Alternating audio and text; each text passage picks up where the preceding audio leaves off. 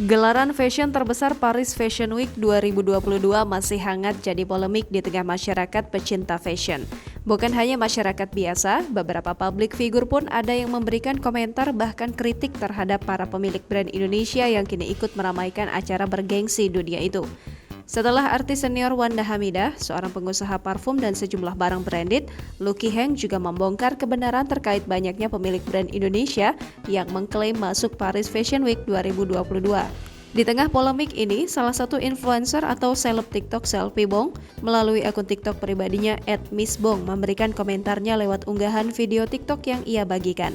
Transaksi jualan. Jadi misalnya kalian adalah sebuah brand yang punya cabang di 30 negara. Saat 1 minggu itu, kalian akan gunakan momen ini untuk mengundang 30 representatif dari 30 negara itu datang ke Paris ya.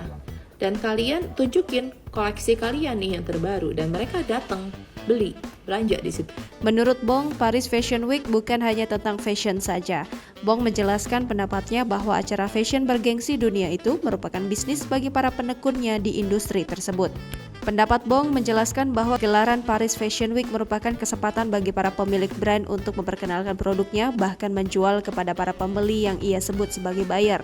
Melihat gelaran besar itu, nyatanya tidak sedikit pemilik brand yang beradu keberuntungan untuk memperkenalkan dan menjual brandnya kepada seluruh dunia.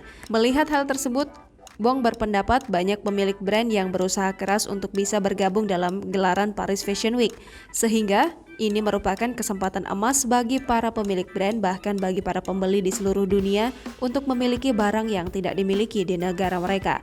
Bong dengan lugas menjelaskan bahwa menurutnya PFW bukan hanya tentang fashion show. Di sisi lain gelaran itu adalah tentang bisnis dan para pemilik brand wajib balik modal atas produk yang ia jual. Menurut Bong, jika para pemilik brand datang untuk bisa memperkenalkan dan menjual brand miliknya bukanlah hal yang salah. Bahkan menurutnya, usaha keras yang dilakukan para pemilik brand yang bisa ikut memperkenalkan brandnya tersebut patut untuk dihargai. Jangan lupa subscribe, share, komen, dan like ya!